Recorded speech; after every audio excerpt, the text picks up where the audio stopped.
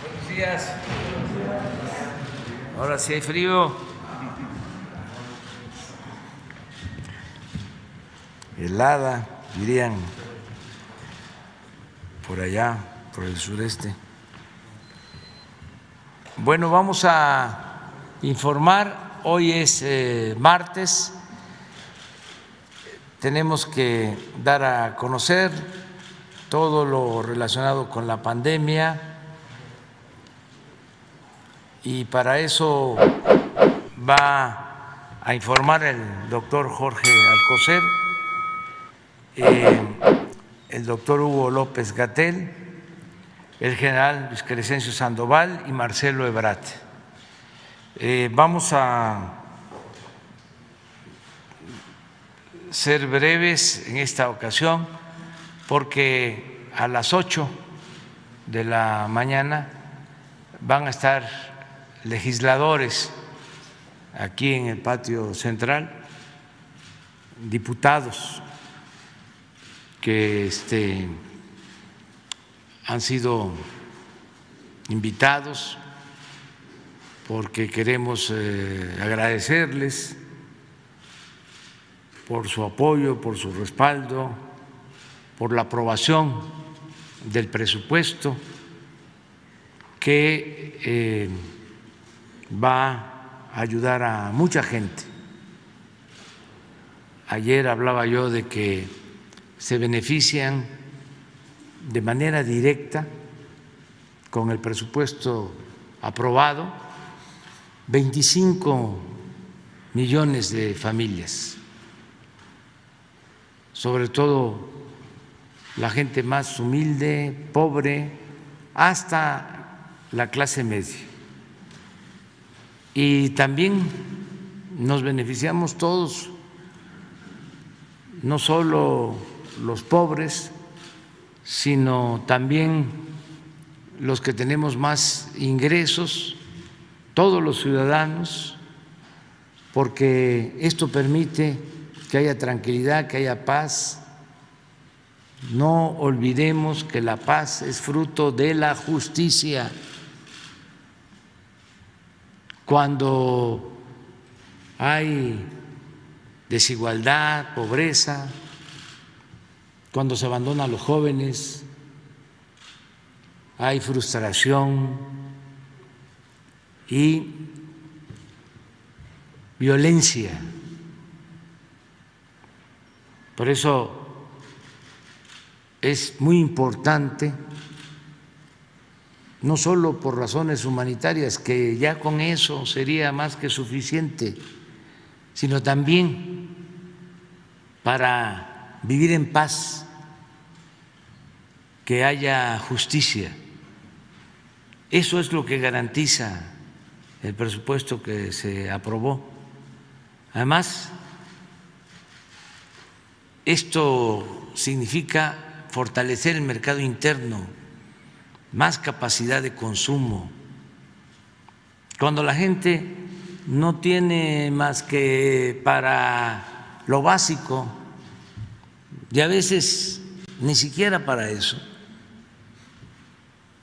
pues se estanca la actividad económica, no se promueve la actividad productiva, no se promueve el comercio. Cuando hay circulante, cuando la gente tiene recursos, tiene ingresos, pues se beneficia la industria, se beneficia la actividad productiva, se beneficia el comercio. Eso ya está más que demostrado.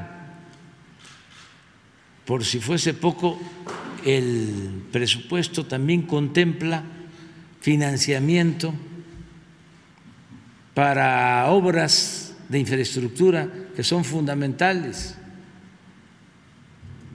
El terminar el aeropuerto de Santa Lucía, Felipe Ángeles, todas las obras del Istmo de Tehuantepec, la rehabilitación de las refinerías, la construcción de la nueva refinería, la compra de la refinería de Shell, que nos va a permitir tener gasolinas, no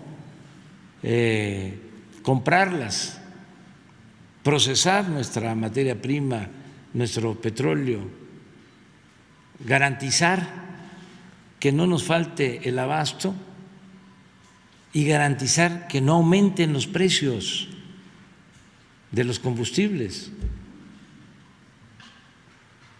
No es para presumir, pero en Estados Unidos en los últimos tiempos ha aumentado la gasolina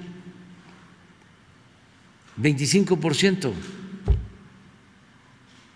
Y en México no.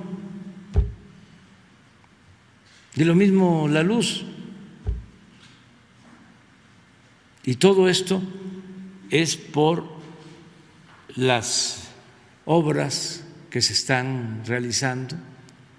El presupuesto contempla el que se siga construyendo el Tren Maya y en su conjunto estamos hablando de alrededor de 300,000 empleos directos e indirectos. No se invertía con presupuesto para hacer obras desde hacía mucho tiempo. El gobierno se dedicaba nada más a entregar contratos y concesiones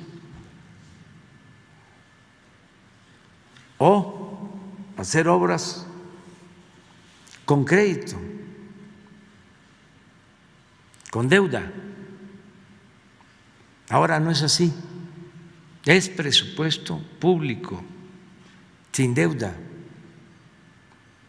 porque no hay corrupción, porque hay austeridad republicana. Entonces todo esto lo entendieron muy bien, lo han internalizado,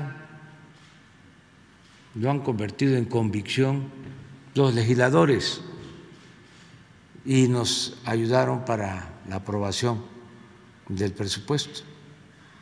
Es un presupuesto para el bienestar del pueblo. Entonces vamos a tener con ellos un encuentro a las 8 de la mañana y por eso pues vamos a limitar la conferencia del día de hoy. Sin embargo, sí vamos a cumplir dándole la palabra a Eduardo Esquivel y a Marco Olvera, que quedamos pendientes. Empezamos. Con su permiso, señor presidente, muy buenos días a todas y todos ustedes. Los saludo con el afecto de siempre. Como ustedes saben, seguimos con la actualización del tema de los medicamentos adquiridos por el sector salud para nuestra población y como pueden ver en esta tabla, de acuerdo a la demanda del sector salud, que consta de 1,840 claves, al día de ayer se han liberado 670,081,914 piezas a las 14 instituciones que se anotan en la tabla. En la siguiente lámina se presentan los 53,834,931 piezas entregadas en los almacenes estatales al 15 de noviembre y de las que han sido comprobadas por los estados solo el 61%. Seguimos revisando este punto de la distribución y desde luego hemos tomado algunos cambios por razones de tiempo. En la próxima semana o entrega, como ustedes dicen, les presentaré el reforzamiento de la logística que conduce directamente a la distribución de los medicamentos. Por otro lado, saben ustedes que COFEPRIS asegura la calidad, seguridad y eficacia de los medicamentos que se compran y en la tabla que está al último, por favor la siguiente, En abasto de oncológicos les informo que en estos días de 12 y 13 de noviembre se liberaron por COFEPRIS 94,822 piezas de los medicamentos dacarbazina, vinblastina, vincristina, comprados en Corea, y fluorouracilo proveniente de Cuba. Esto es lo que contribuye al camino de los medicamentos. Muchas gracias.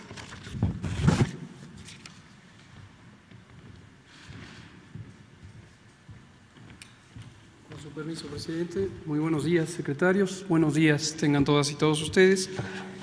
Hoy queremos compartir el avance que tiene el programa de vacunación y en particular destacar la continuidad de este programa de vacunación contra COVID después de lo que presentamos en Campeche hace algunas semanas, en donde informamos el haber cumplido la vacunación de personas adultas con al menos una dosis.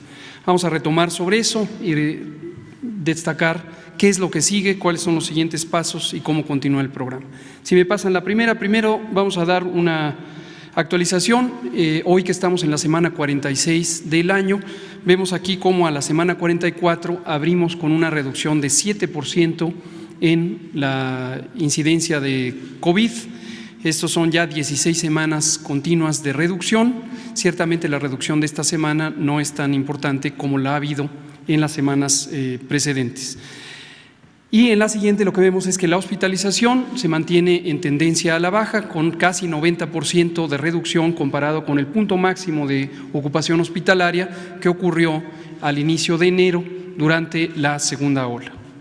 Pasamos a la vacunación y tenemos que 129,8 millones de dosis de vacuna contra el COVID han sido aplicadas. Esto corresponde a 75,5 millones de personas que ya han sido vacunadas. 84% de ellas tienen el esquema completo, 16 son esquemas de reciente aplicación y continuamos hasta completar la segunda dosis en todas las personas adultas. 84% es la cobertura general en todo el país. Hay 6 entidades federativas, como se puede ver en la gráfica, que tienen coberturas todavía por debajo de 80% y son en las que estamos haciendo el mayor énfasis de alcance de cobertura. Lo explicaré en medio minuto. En total hemos recibido casi 165 millones de dosis y eso nos permite ampliar el programa en las direcciones que a continuación mencionaré. Vamos a ver cuáles son los siguientes pasos. La estrategia de vacunación contra COVID-19 continúa. En este momento tenemos que terminar de cubrir las segundas dosis para toda la población adulta. Esto particularmente hay 15 estados, 372 municipios en donde estamos teniendo el alcance de cobertura en las dificultades que implica población dispersa. Destacamos esto, el compromiso ha sido desde el inicio no dejar a nadie atrás, a nadie a un lado, y las poblaciones dispersas es muy complejo llegar a ellas. Hay caseríos, hay comunidades que tienen menos de 1,000 habitantes, están muy dispersas territorialmente, pero vamos a llegar, estamos llegando a cada rincón del país. Lo segundo, expandir la cobertura en estas zonas rurales. Ha habido personas que de inicio no se quisieron vacunar o de inicio no pudieron desplazarse, por ejemplo, a las cabeceras municipales. Por eso ahora, a partir de brigadas móviles, de convocar en los puntos de atención del bienestar social, vamos a estar vacunando y ofreciendo la vacuna a todas, absolutamente todas las personas. Un tercer elemento son las embarazadas. Destacamos la importancia de la vacunación en embarazadas. En mujeres embarazadas el riesgo de COVID grave es mayor que en mujeres no embarazadas, lo mismo con la influenza. Entonces volvemos a invitar a las mujeres embarazadas a que se vacunen, a sus médicas y médicos que les atienden del embarazo, que se actualicen en la información. La vacuna contra COVID, la vacuna contra influenza son seguras y efectivas para proteger a la mujer embarazada y a el hijo o hija que está en formación. Lo cuarto es niñas y niños y adolescentes con comorbilidades, que iniciamos la vacunación desde la primera semana de octubre. Hemos recibido muy pocas personas, la estimación es arriba de 1 millón de estas personas y hasta el momento menos del 10% se han acercado a los puestos de vacunación. Insistimos, es muy importante, la comorbilidad también en adolescentes y niños aumenta el riesgo de complicaciones. Hoy comentaremos, abrimos próximamente niñas, niños y adolescentes de 15 a 17 años, aún sin comorbilidades. Este es el elemento nuevo, explicaremos cuál es la lógica científica detrás de ello. Y finalmente, las personas que vayan cumpliendo 18 años, conforme pasen los días y los meses, durante todo 2022, también serán vacunadas según cumplan la edad. Vamos a ver en la siguiente gráfica. Vean ustedes, esta es la mortalidad por 100,000 habitantes. Noten la escala, el tamaño de los números, y en el eje horizontal lo que vemos es edad de 10 hasta 20 años. Es un enfoque a este grupo poblacional. Noten ustedes cómo entre 10 y 14 años la mortalidad es sumamente baja. Desde luego, por debajo de 10 años es aún más baja. Esto ya lo hemos comentado varias veces. A partir de los 15 años hay un incremento de la mortalidad. Ciertamente, en forma absoluta es muy baja, como lo hemos destacado. Pero en comparación de estos dos grupos, de 10 a 14 y de 15 en adelante, aumenta progresivamente la mortalidad conforme aumentan los años de vida, la mortalidad por COVID. Esto se debe a distintos cambios que hay en el sistema inmune de las personas a partir de esa edad y hace que empiecen a ser más susceptibles. Cuando se llega a los 18 años es aún más susceptible y desde luego en el extremo de la vida la mortalidad es bastante mayor. Como lo vemos en esta gráfica, en donde mostramos además la diferencia de tener comorbilidades, es decir, enfermedades crónicas agregadas, diabetes, hipertensión, obesidad, enfermedad pulmonar y otras, que aumenta significativamente el riesgo de mortalidad COVID comparado con personas de las mismas edades que no tuvieran estas enfermedades crónicas. En verde se ve sin comorbilidad, en el color dorado con comorbilidad. Y lo que vemos también es que en las distintas edades, en la gráfica se muestra por grupos, desde 12 años hasta 60 y más, aumenta en las personas de mayor edad la mortalidad. Y vean ustedes la gran diferencia de mortalidad que hay entre las personas adultas y las personas adolescentes y niñas. Por esa razón es que hemos enfocado el programa particularmente a personas adultas. Pero ya vamos incorporando, cuando se entrecruzan los riesgos, a las personas que tengan esta magnitud de riesgo. La siguiente, por favor. También, para que la población tenga claridad, existe una preocupación totalmente genuina, totalmente válida de madres y padres de familia sobre el riesgo en sus pequeños. Aquí mostramos la estadística oficial del INEGI sobre la mortalidad en 2020, donde ya está incorporado la mortalidad COVID. En 2020 murieron desafortunadamente un poco menos de 9,500 personas de 15 a 19 años. Y de ellas, solamente 249 murieron por COVID. En cambio, por otras causas, de la 1 a la 6, se suman 27 veces más muertes por esas otras causas si las comparamos con COVID. Y esto nos muestra que la mortalidad COVID, el riesgo de morir por COVID en la adolescencia, es muy significativamente menor a otros riesgos muy comunes en esa edad. Esto para que las familias tengan claridad de que no es ni por asomo la causa más importante de complicaciones y muerte en esta edad. Muy distinto a las personas adultas mayores que afortunadamente han sido ya vacunadas. Termino comentando cuál va a ser el mecanismo. Es el mecanismo por el que hemos incorporado a todas las demás condiciones de riesgo. Primero, adultos mayores o personal de salud, adultos mayores. También incorporamos a las mujeres embarazadas en mayo pasado y ahora incorporaríamos a niñas, niños de 15 a 17 años que no tengan comorbilidades, adicional a lo que ya está abierto.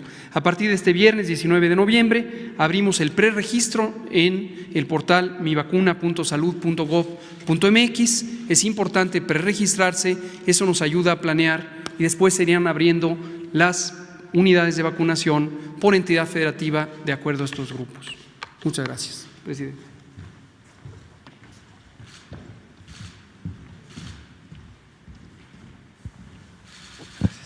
Con su permiso, señor presidente. Continuamos con el informe de distribución de vacunas. Del 25 al 11 de noviembre arribaron a nuestro país vacunas de Pfizer, AstraZeneca, CanSino, Sinovac, Sputnik, un total de 31.404.808 dosis. Adelante. El viernes 29 de octubre se distribuyeron 4.312.760 dosis, por vía aérea 830.740. Se organizaron 2 rutas aéreas para cubrir 10 estados con aeronaves de la Fuerza Aérea Mexicana, y por vía terrestre un total de 3.482.020 dosis. Se asistieron a Incania Birmex 7 entidades para recoger sus vacunas, y se organizaron 6 rutas de distribución para atender a 15 estados. Adelante. El día jueves 11 de noviembre se distribuyeron 8.432.896 dosis, por aire 1.095.590 dosis. De igual forma, 2 rutas aéreas para cubrir 8 entidades federativas con aeronaves de la Fuerza Aérea. En distribución terrestre, un total de 7.337.306 dosis. 7 entidades acudieron a Birmes a recoger sus vacunas, y a 16 entidades se atendieron a través de 6 rutas organizadas con la seguridad de SEMAR, del Ejército y de Guardia Nacional.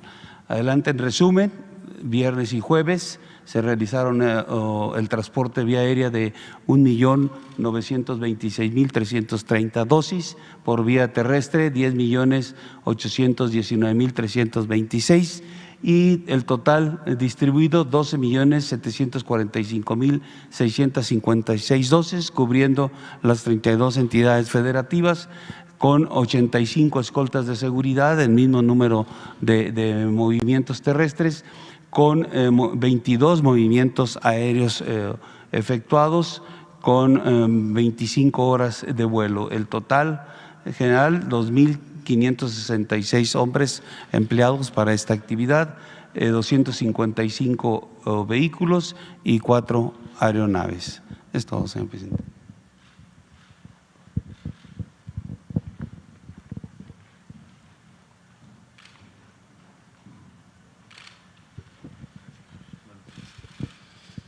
Su permiso, señor presidente, muy buenos días.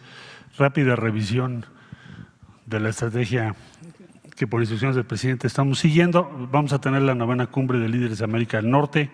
Como ustedes saben, va a ser el día jueves, Washington, D.C. Uno de los temas principales, la cooperación para hacer frente al COVID-19 y la seguridad de los 3 países en materia de salud, que es una de las grandes lecciones de lo que ha sido esta pandemia. Siguiente, por favor. Para enfrentar las consecuencias de la pandemia y prepararnos para el futuro inmediato, ¿de qué vamos a hablar? Trabajo regional para reconocimiento de todas las vacunas contra el COVID-19 que han sido aprobadas por la Organización Mundial de la Salud en Estados Unidos, Canadá y México. Acciones conjuntas para proveer vacunas contra el COVID-19 de América del Norte hacia América Latina y el Caribe. Estudio y desarrollo de producción en los 3 países de vacunas para el caso del COVID-19 y para futuras o probables otras enfermedades que podamos enfrentar. El día de hoy voy a recibir en la Cancillería a la ministra de Asuntos Exteriores de Canadá, que hizo el viaje para revisar la agenda conjunta. Vamos a tener reunión bilateral con el primer ministro Trudeau, y también vamos a tratar de afinar nuestras posiciones respecto al COVID-19 y el futuro del que estoy hablando. La siguiente, por favor. Como recordaremos, con Estados Unidos tuvimos y estamos muy agradecidos por el respaldo para ventiladores y para vacunas, sean donaciones o préstamos o adelantos de vacunas. Y señalar que el día 8 de noviembre, como ya sabemos, se reabrió la frontera a partir de un planteamiento que hizo el presidente López Obrador. tuvimos un incremento en el flujo de actividades no esenciales, o sea, todas las actividades turísticas, etcétera. Empezamos en 12, luego 20%, 25% y ahora esperamos llegar al 60% para este fin de semana. La que sigue, por favor. Por último, en diciembre del año pasado empezamos a recibir vacunas de Pfizer, como ustedes recordarán, y vamos a llegar aproximadamente a 185 a un año de distancia, 185 millones de dosis sean producidas en México o enviadas, importadas a México. ¿Sería cuánto, señor presidente?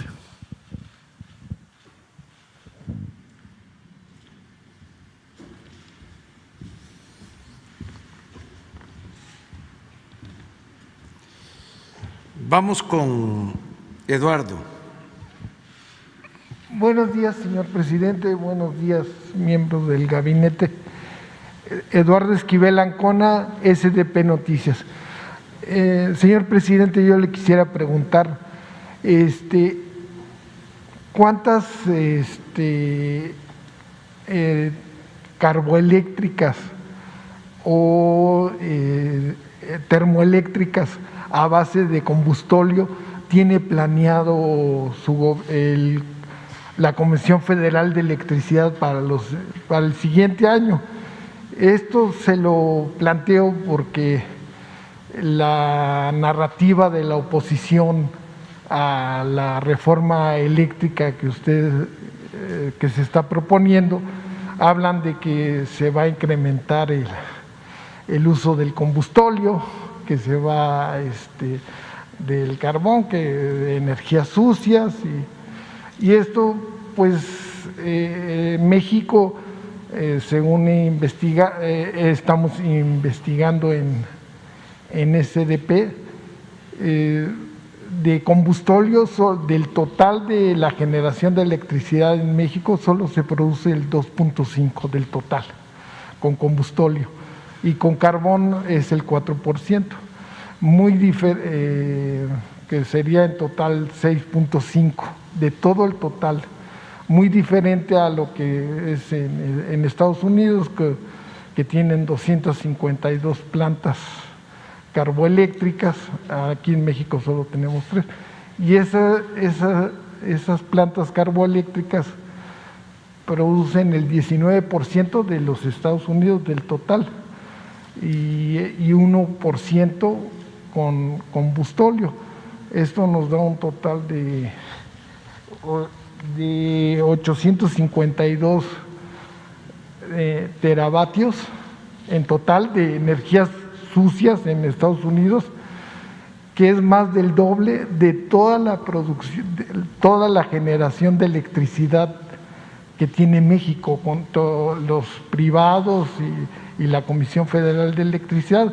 Entonces, ese es lo que yo quisiera saber, si hay una propuesta para más termoeléctricas que usen combustóleo o carboeléctricas para la generación de, pues, si se tienen programado o no. Sí, hay ya información sobre esto. Por eso se va a iniciar una campaña en todo el país sobre el porqué de la reforma eléctrica, que la gente sepa. Cuando impusieron la llamada reforma energética en el gobierno anterior, la gente no se enteró, no supo de qué se trataba. Lo tengo muy presente porque nosotros estábamos muy preocupados y ocupados para que no se aprobara esa reforma energética, que no se privatizara el petróleo y la industria eléctrica. Llevamos a cabo en 2 meses, recuerdo, como 10 concentraciones, 10 mítines. Creo que estuvimos en 2 meses 5 veces en el Zócalo y no nos los permitían, y también estuvimos en la Avenida Juárez y llenábamos el Zócalo, pero necesitábamos más. No faltó pueblo para detener esas reformas, porque la gente no estaba informada, y como los neoliberales tenían el control absoluto de los medios, pues no se informó al pueblo. Al contrario, se le decía a la gente de que iba a llegar la inversión extranjera a raudales con la reforma energética, que iba a aumentar la producción petrolera, que iba a bajar el precio de las gasolinas, de la luz. Toda una campaña en medios, un bombardeo.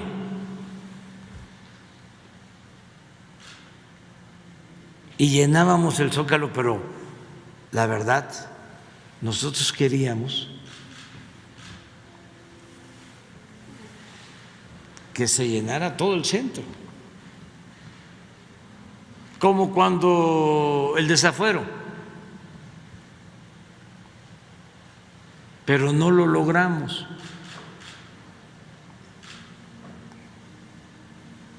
Porque no había información. Entonces, ese debate quedó pendiente, es una asignatura pendiente,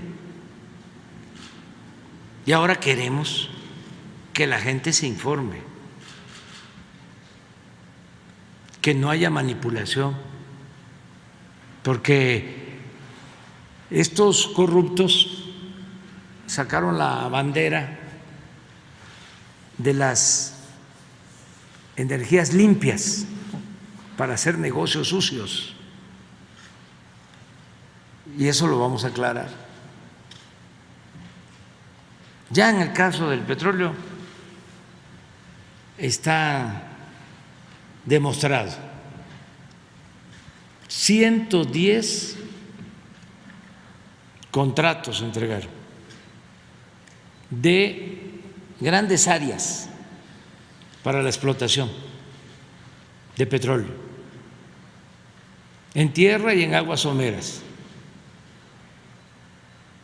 Y saben que de esos 110 solo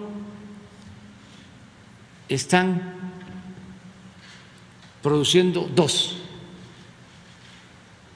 de 110 contratos. Si fuese nuestra intención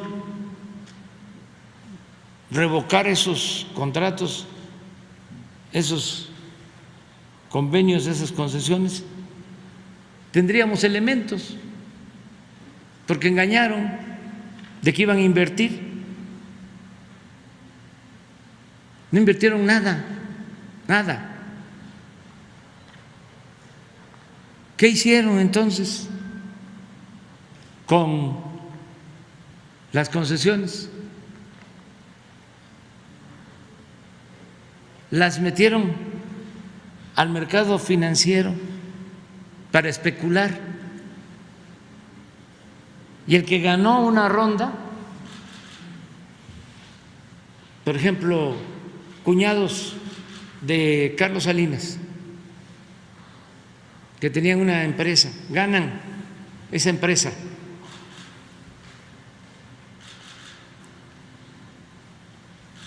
un contrato que les llaman de utilidad compartida.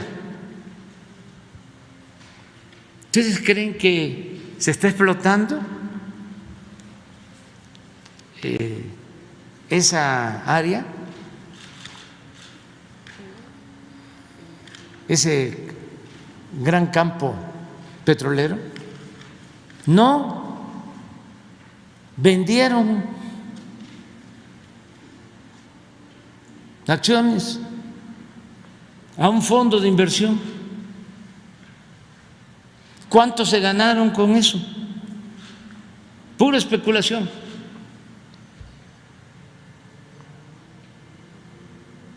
Y así todos han vendido, o la mayoría, o especulan nada más. Decían que iban a extraer alrededor de 2 millones, íbamos a estar produciendo 3 millones de barriles diarios con la reforma energética. ¿Sabe cuánto aportan? 20,000 barriles diarios. Del total de producción, Pemex está extrayendo el 98% del crudo. Un engaño, una estafa. Las llamadas rondas o lo que significó la privatización del petróleo. ¿Por qué no cancelamos esos convenios? Porque no queremos dar elementos para que digan se está expropiando, no se están respetando los acuerdos, no se respeta el Estado de Derecho. No, ahí está. Es como un testimonio a la corrupción.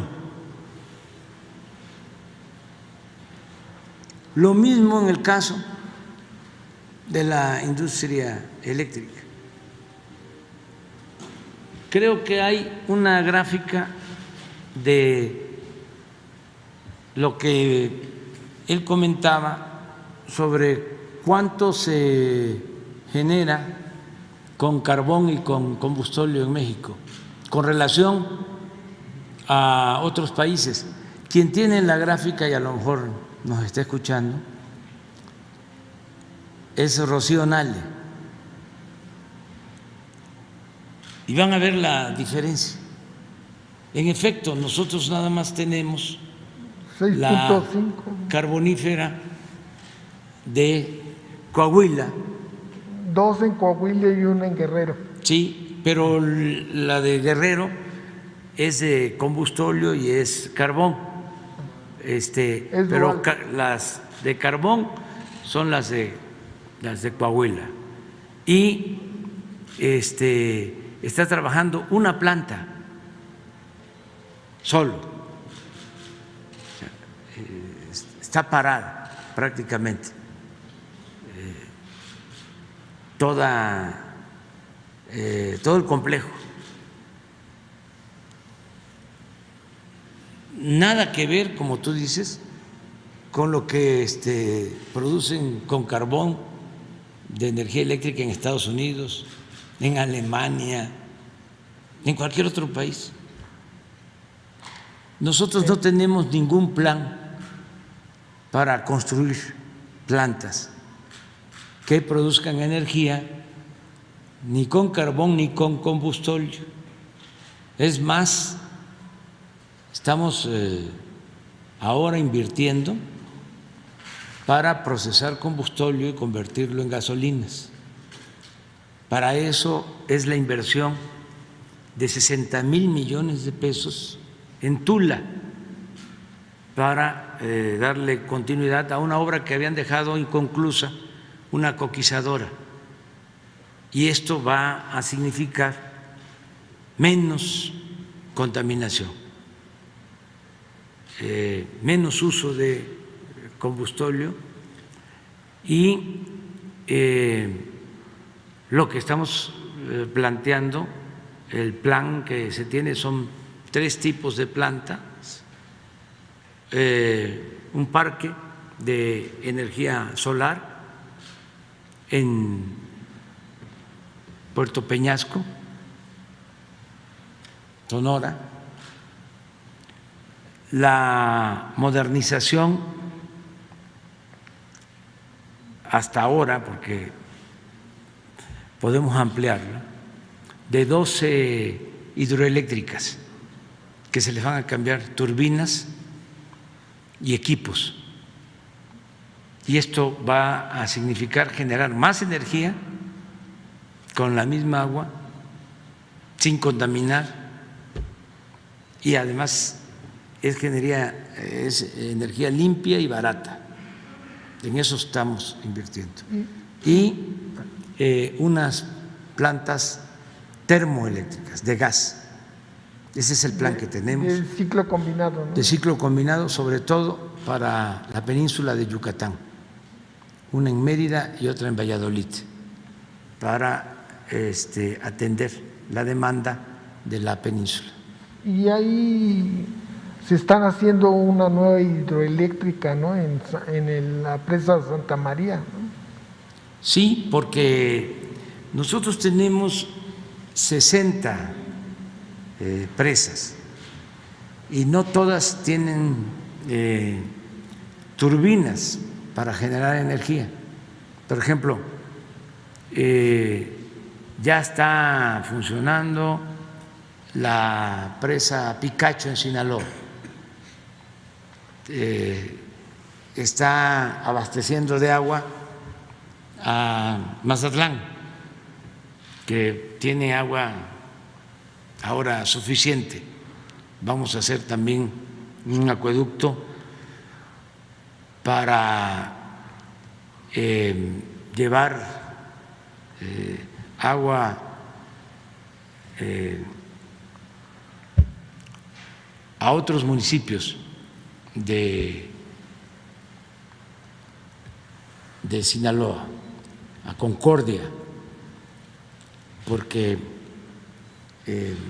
esto suele pasar. Ahí está la presa en el municipio de Concordia y en el municipio no hay agua. Entonces nos comprometimos a hacer el acueducto.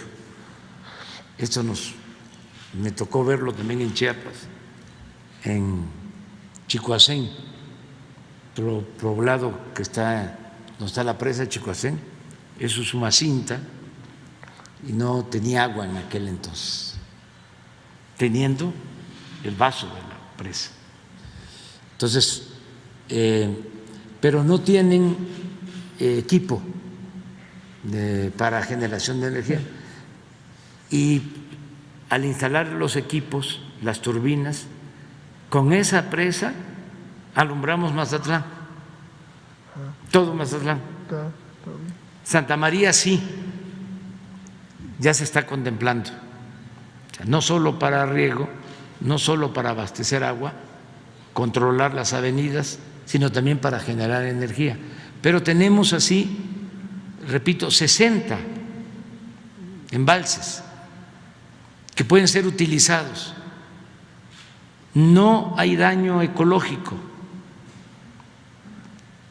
porque es un proceso mecánico. Se deja caer el agua y la fuerza del agua mueve turbinas, se genera la energía y sale el agua como entró, limpia. A la salida del agua de las presas hay pescado, hay pájaros. La opción mejor es esa, incluso mejor que las de ciclo combinado, Es que el porque dependen de gas y ahora hay incremento en el precio del gas. Por eso hay problemas en varios países en Estados Unidos, porque ha aumentado el precio del gas. Si nosotros tenemos esa infraestructura que se construyó a lo largo de muchos años, grandes presas que están subutilizadas porque tienen turbinas de hace 40, 50 años, cambiando nada más el equipo, modernizándolas, tenemos más energía limpia y barata. Ese debe de ser el rumbo a seguir. Yo he estado insistiendo, porque primero era combustóleo para generar energía. Luego llegan las termoeléctricas y se van quedando en el abandono las hidroeléctricas. Y los técnicos y servidores públicos de las anteriores administraciones se fueron por las termoeléctricas, por el gas. Yo recuerdo que se hizo un complejo y plantas de generación con gas en Manzanillo, al mismo tiempo que compraron gas que iban a trasladar del Perú. Se lo compraron a Repsol en los tiempos de Felipe Calderón, un contrato de $25,000 millones. Repsol pues no tiene gas, porque en España no hay gas, pero actuaron como intermediarios y fueron a comprarle el gas barato al Perú, y para comprarles el gas en Perú dijeron que ya tenían amarrada la operación en México para que se les comprara el gas de Perú. Entonces se pactó un precio, porque el gas en ese entonces en Estados Unidos tenía un precio muy elevado y el gas de Perú resultaba más barato. ¿Qué pasa? Que como a los 3 años se cae el precio del gas en Estados Unidos, cuando empiezan con lo del fracking y empiezan a extraer más gas, se cae el precio del gas.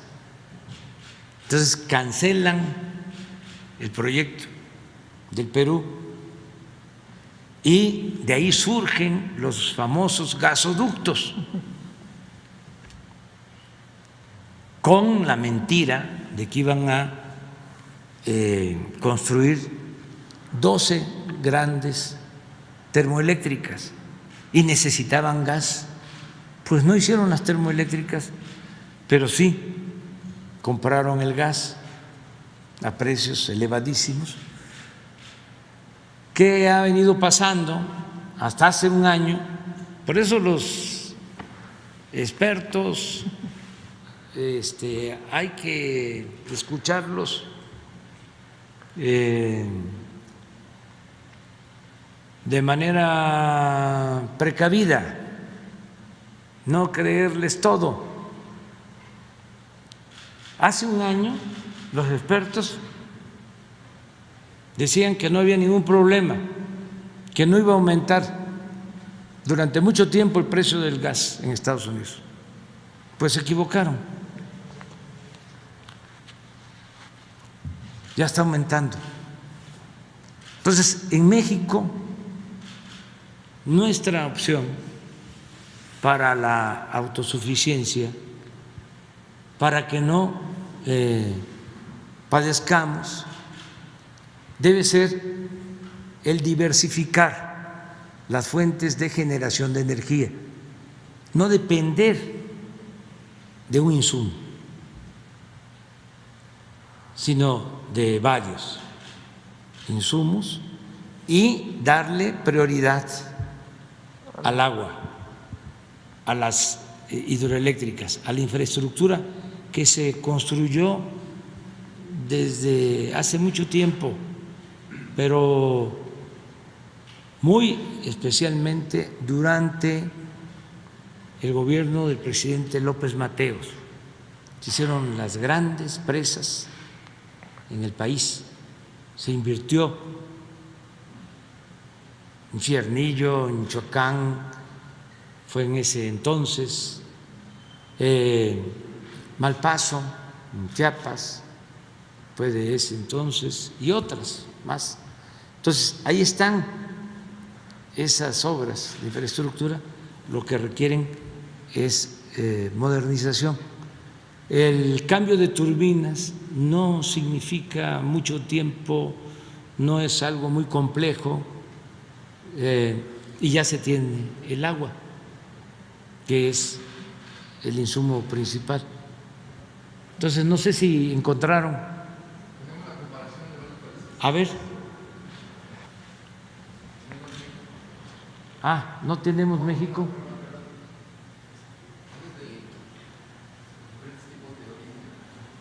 Sí.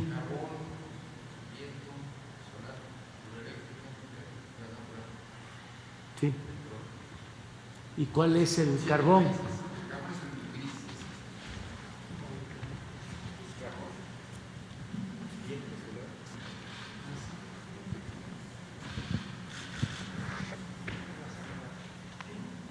Este es carbón y este es gas natural.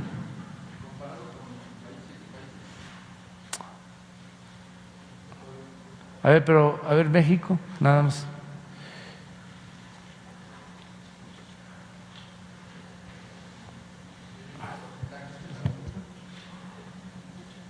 Nomás una aclaración. Sí. Sí.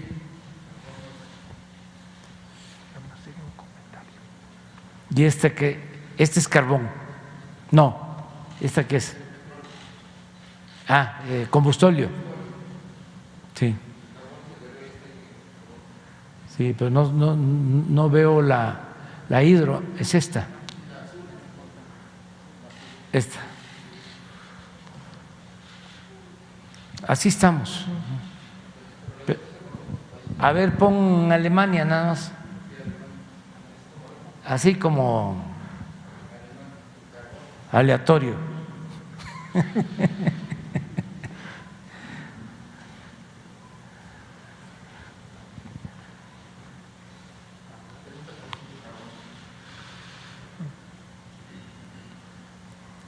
A ver, Estados Unidos.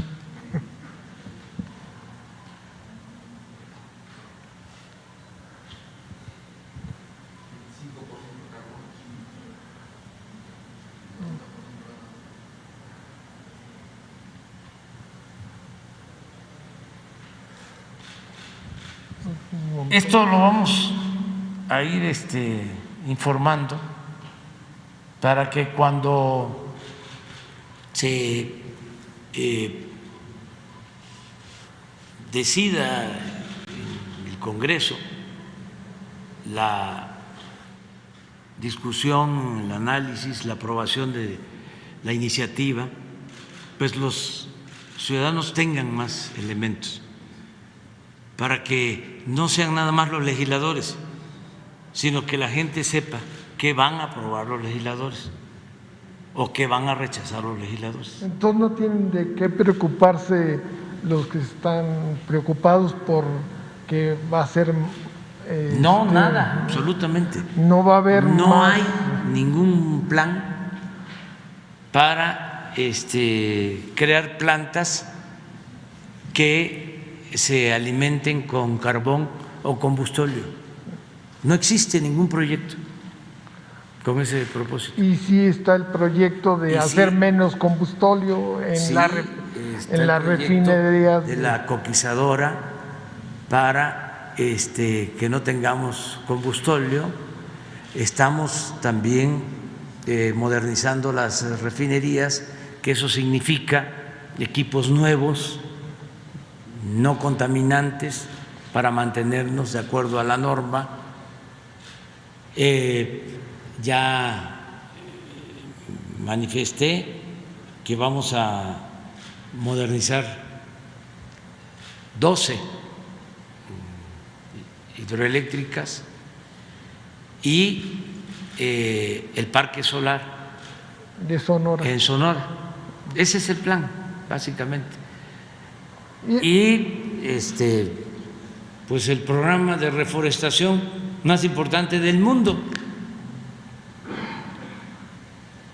que no les gusta a los ambientalistas y menos a los traficantes de influencia. Pero esta es la realidad. Qué bien Sí. que lo planteas, Sí. porque ayuda a aclarar mucho. Sí, nomás una cuestión. Estaba viendo lo del combustóleo, sí, efectivamente se está produciendo más, pero el combustóleo no solo sirve para generar energía eléctrica, también se exporta, México exporta a Estados Unidos, en septiembre fueron 194,000 barriles diarios, porque es muy demandado por las refinerías de Estados Unidos que están con petróleo pesado, para hacer diésel o asfalto, que tiene más valor agregado. Y pues le agradezco mucho, señor presidente, Sí. toda la... Sí, no al contrario, muy bien. Ahora, Marco. De este lado, presidente, buenos días a los integrantes del gabinete. Presidente, le quiero hacer una iniciativa migrante. Su pasada presentación en la ONU con respecto a bienestar para el mundo, para apoyar a más de 750 millones de personas que padecen hambre. Estuve visitando varios migrantes en el estado de Nueva York y además tengo comunicación con diversas asociaciones, tanto de California, Chicago y diversos estados de la Unión Americana. Entre 1940 y 1945, Estados Unidos sufrió una debacle en cuestión de mano de obra y como consecuencia muchos mexicanos fueron a parar allá a trabajar y les llamaron con el nombre de braceros. Yo no estaría de acuerdo con ese término. Posteriormente, el histrión Ronald Reagan y después presidente de los Estados Unidos hizo un gran empuje con la cuestión migratoria, otorgaron green cards, residencias permanentes y apoyando siempre a los migrantes. En el gobierno de Barack Obama, en el primer mandato de 4 años, fue el gobierno que expulsó a más migrantes con 2.7 millones de migrantes, apoyado por el actual presidente de los Estados Unidos, Joe Biden. Muchos mexicanos están pugnando para que haya una reforma migratoria. Sin embargo, yo creo que no va a haber una reforma migratoria porque tendría que entrar en cabildeo, obviamente, el Congreso, tanto de republicanos como de demócratas. La iniciativa, presidente, es que estos líderes de migrantes que están en los Estados Unidos, he tenido conversaciones con ellos y le queremos hacer un planteamiento. Hay muchos mexicanos que ya los alcanzó la vida, los alcanzó los años, el trabajo. Muchos de ellos están pidiendo apoyos económicos en las calles. Es gente que trabajó 40, 30 años en los Estados Unidos y que ha servido a las dos naciones porque allá pagan impuestos y además mandan remesas. El año pasado, durante la pandemia, se alcanzó un récord de 40.600 millones de dólares. Ahora están por alcanzar o rebasar 50.000 millones de dólares. La propuesta es de que su gobierno los apoyara para que pudieran regresar al país estos migrantes mexicanos, para que tengan por lo menos un buen morir o por lo menos alcancen los años de vida que les restan en sus aldeas, en sus pueblos. Pero que además antes de que regresen al país, que los incluyera dentro del padrón de bienestar, para que tuvieran un apoyo como los que viven aquí en México, de los de 60 y más, porque lo van a necesitar. Muchos de ellos mandaron todos sus ahorros a México en apoyo a sus familias y en México no tienen nada, no son ni de aquí ni de allá. Entonces quisiera ver si apoyaría esa propuesta, presidente, cómo se trabajaría. Obviamente los cónsules y el embajador pues tendrían que entrar en un trabajo arduo para tener un padrón de estos migrantes que están allá, y dirán que cómo los van a traer. Pues tenemos aviones de la Fuerza Aérea, de la Marina, que se pueden traer esos migrantes, porque a veces no tienen ni siquiera tampoco para pagar el boleto en un viaje comercial. ¿Qué le dice a esos migrantes, presidente, que usted los llama héroes vivientes, pues muchas veces aquí en la mañanera? Pues nosotros desde luego que los apoyaríamos si ellos desean regresar, si ya son personas mayores que quieran regresar a sus pueblos, a sus comunidades. Nosotros les ayudaríamos. ¿Cómo? Pues otorgándoles créditos, más que nada apoyos para vivienda. Si ellos consiguen un terreno o un familiar, un hijo, hija de los que están acá, tienen un terreno o donde viven es un solar grande y pueden darles un espacio, nosotros les ayudamos para que construyan su casa. Y también se les incluye en el programa de la pensión. Que además no serían millones, presidente, porque la pensión que se le otorga a las personas mayores de 60 y más fluctúa. El año pasado, desgraciadamente, muchos perdieron la batalla contra el COVID, se redujo a algunas personas inscritas en el padrón, otros ingresaron porque ya cumplieron con la edad que les beneficia para ese programa.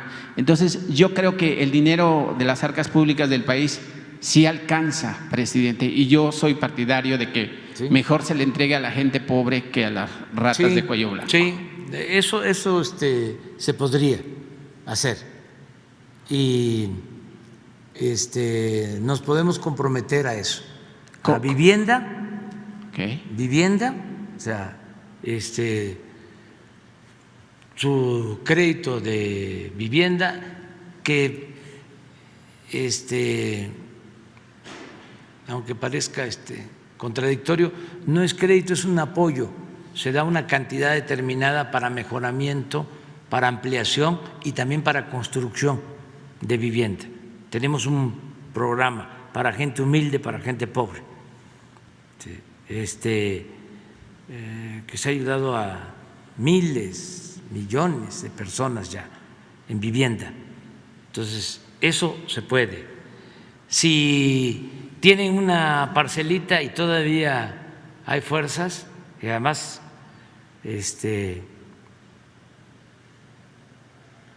saben del campo y les gusta, porque eso es vida también, pueden participar en el programa Sembrando Vida. Si un familiar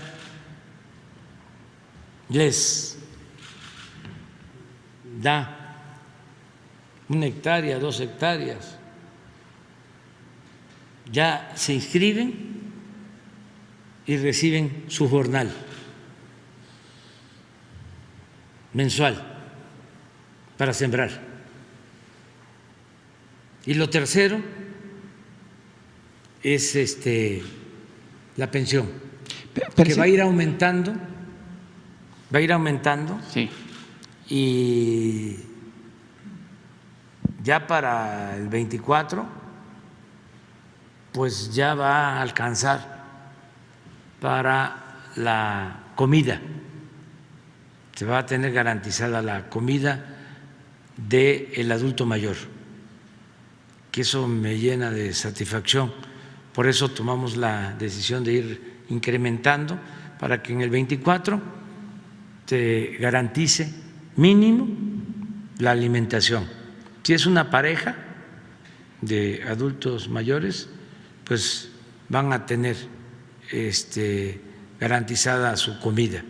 Pero ¿cómo le haríamos con los migrantes que están en Estados Unidos? ¿Cuál es el compromiso de usted para empadronarlos o qué instituciones por ejemplo, estarían comprometidas? Que quienes están ayudando allá se pongan de acuerdo en los consulados y que le voy a pedir al secretario de Bienestar que nos presente un plan.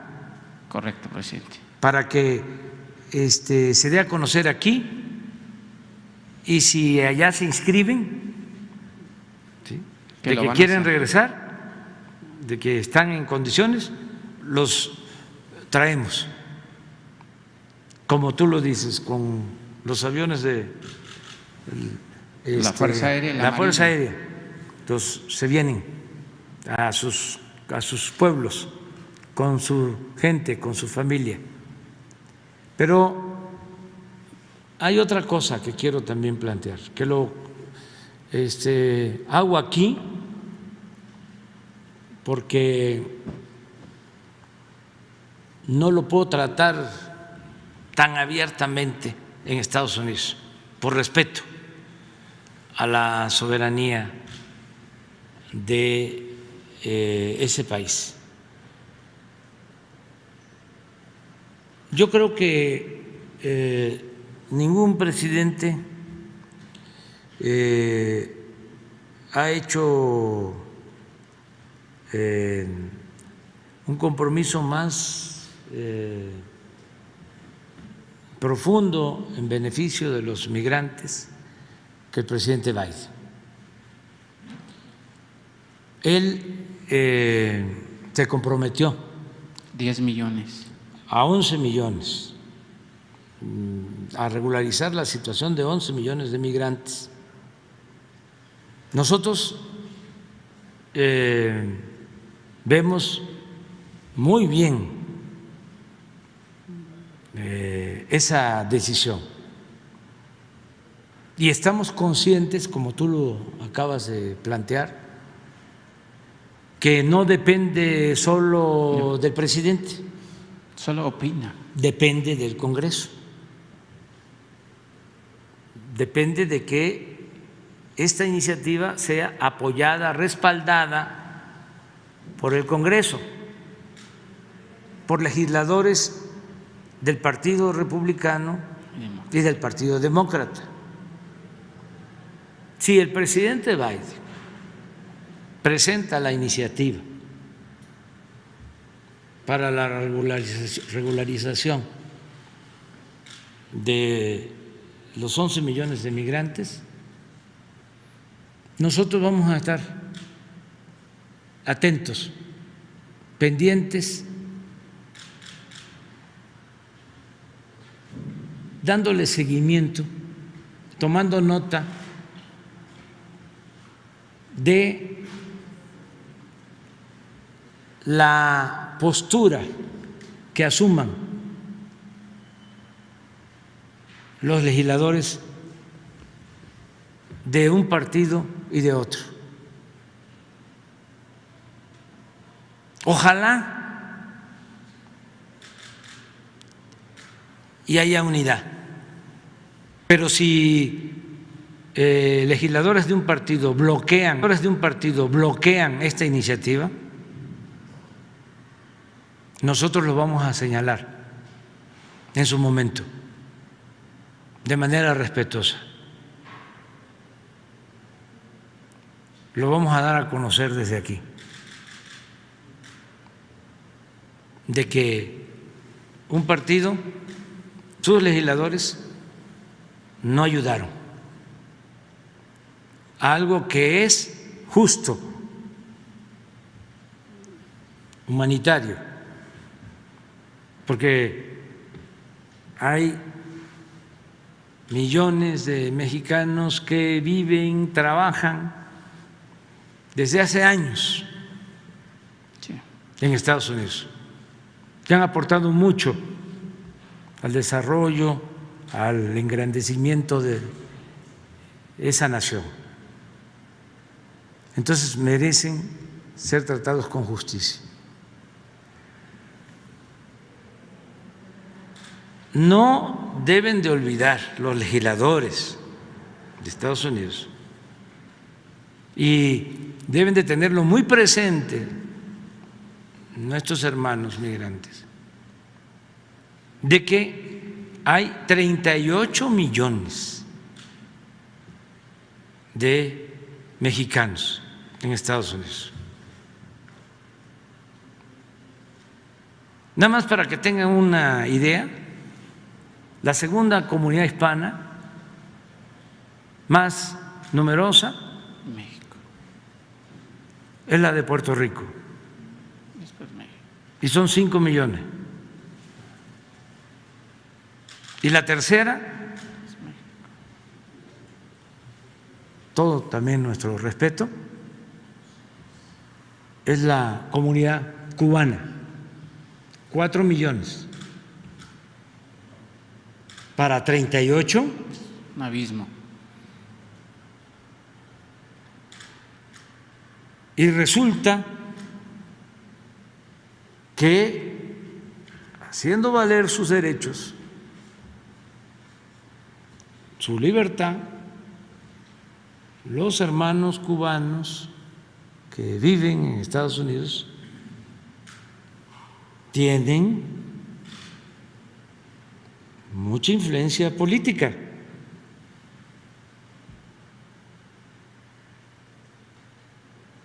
Estoy hablando de ciudadanos cubano-estadounidenses.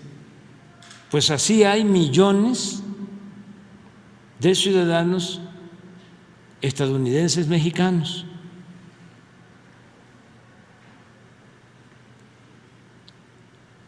Que deben estar atentos y tener dos objetivos, solo dos: defender a los mexicanos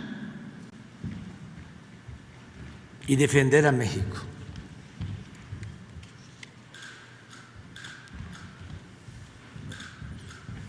Actuando con respeto a las leyes de Estados Unidos, del país que les da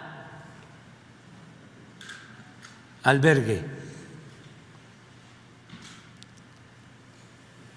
que les da la oportunidad de salir adelante, y al país que también ayudan, contribuyen con su trabajo. Entonces, lo del asunto migratorio va a contar con nuestro apoyo, la iniciativa del presidente Biden. Y no es que en el Congreso no la aprobaron los legisladores de un partido. No va a quedar así, cuando menos lo vamos a decir aquí en la mañanera, ¿no? Sí, claro. Presidente, si me permite rapidísimo, dos preguntas para sus funcionarios, el secretario de Relaciones Exteriores y Hugo López-Gatell. Secretario Marcelo, en la reciente visita del presidente, 2.500 personas salieron a las calles enfrente del edificio de la ONU para apoyar al presidente. Ayer dijo que pues la ultraderecha y los conservadores les faltaron asesores porque decían que les habían pagado $100 por ir a apoyar al presidente, pero también le faltó agregar, presidente, que los 8 o 7 personas integrantes de Frena fueron los que agredieron verbalmente a los compañeros que apoyaron su presencia en la ONU, y nuevamente pues Televisa, TV Azteca, Univisión, Telemundo pues no lo publicaron, no dijeron nada. Pero yo quisiera saber, canciller, además de los 47 países que ya se sumaron para la propuesta del presidente, ¿cuántos países más se han agregado? Y si usted ha entrado en un cabildeo con el resto del mundo para que esta iniciativa tenga un mayor eco a nivel mundial.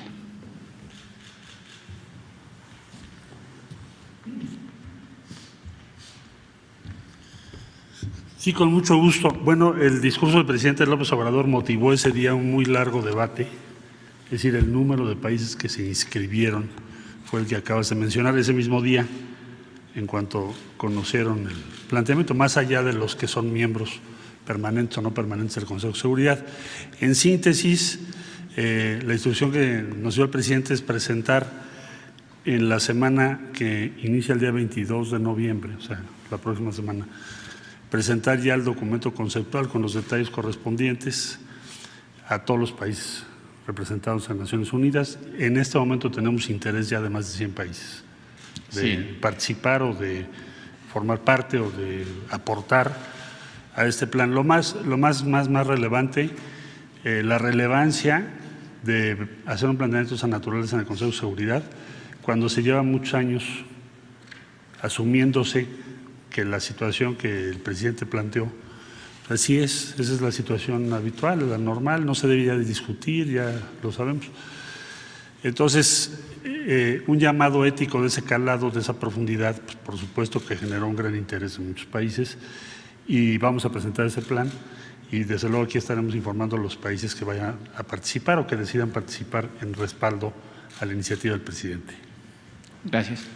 Y al doctor Hugo López-Gatell, viene en Europa, algunos países, algunos medios de comunicación ya están divulgando que Europa vive una cuarta ola de COVID-19. En México, muchos medios de comunicación ya están, digamos, como buitres, porque pareciera que les fascina de que a México le vaya mal y que muchas personas pierdan la batalla contra el COVID. Está también, por supuesto, el tema de la influenza. No sé si en México estamos preparados, si llega esa ola con el tema de la vacunación, que obviamente ayuda mucho.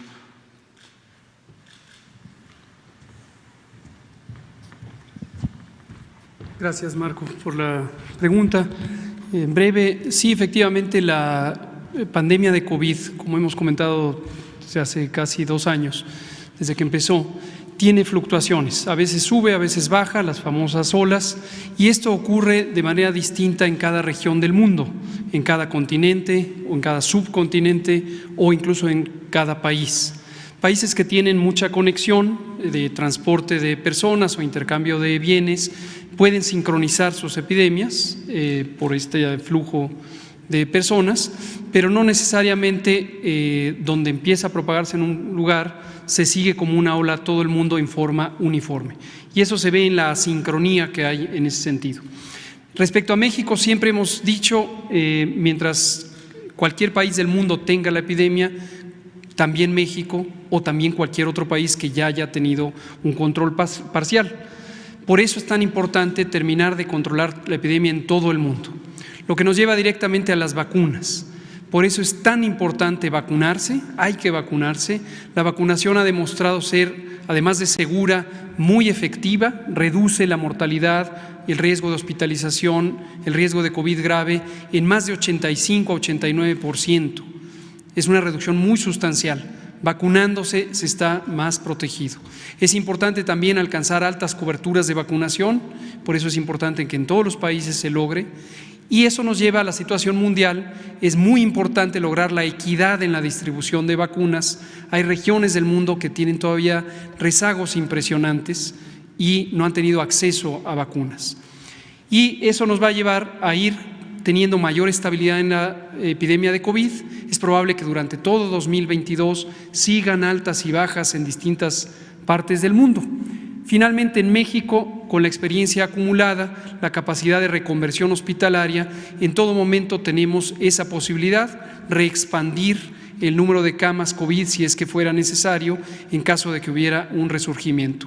La pandemia se puede acompañar de otras enfermedades epidémicas como la influenza, particularmente en estos meses desde octubre hasta marzo, y por alguna razón que ha sido afortunada, en México, al igual que en todo el hemisferio norte, ni en la temporada 2020-2021, ni en la actual, hasta el momento, hemos visto que exista alta intensidad de la influenza.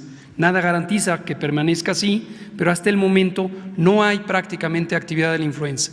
De todos modos, llamamos a vacunarse contra la influenza. Esto lo empezamos el 3 de noviembre y estará presente la vacunación contra influenza. Llamamos a vacunarse a las personas en mayor riesgo, incluyendo las embarazadas. Gracias. Pues ya, porque nos están esperando los diputados, diputadas y diputados, y ya tenemos que terminar. Informarles de que mañana la reunión de seguridad y la conferencia la vamos a dar en Cancún, en Quintana Roo. Vamos a llevar a cabo allá la reunión de seguridad y también la conferencia. El jueves, pues no vamos a tener, ni el viernes, porque salimos a Estados Unidos. Están invitadas al desfile militar el 20 de noviembre, el sábado. Va a ser un gran desfile para recordar la revolución, como se hizo la revolución, a caballo y en ferrocarril. Y van a escenificarse a caballo las fuerzas revolucionarias, los zapatistas, los villistas, los carrancistas.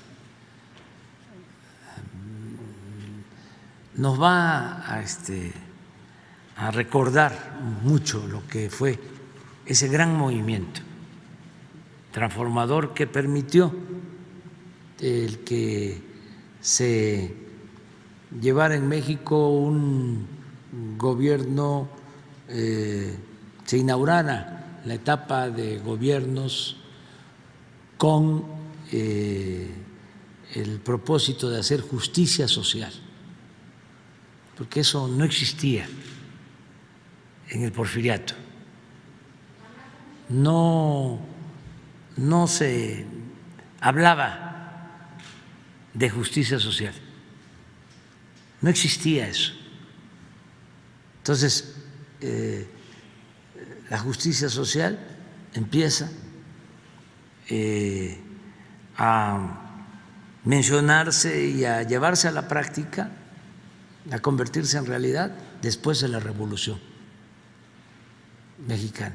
Puede parecer una cosa menor, pero es muy profunda. Fue una gran transformación, beneficio del pueblo, de los campesinos, de los obreros, de la mayoría de los mexicanos. Entonces, no olvidar eso, porque nuestra historia nos aporta mucho. Cuando no se conoce bien nuestra historia o no se le da su lugar, se buscan ejemplos del extranjero y se olvida la importancia que ha tenido nuestra historia patria. Nada más imaginen en dónde hay dirigentes como Hidalgo, como Morelos, como Juárez, como Villa, como Zapata, como Madero, como el general Lázaro Cárdenas. Los hay en otros países, pero tantos como los héroes nuestros y tan extraordinarios.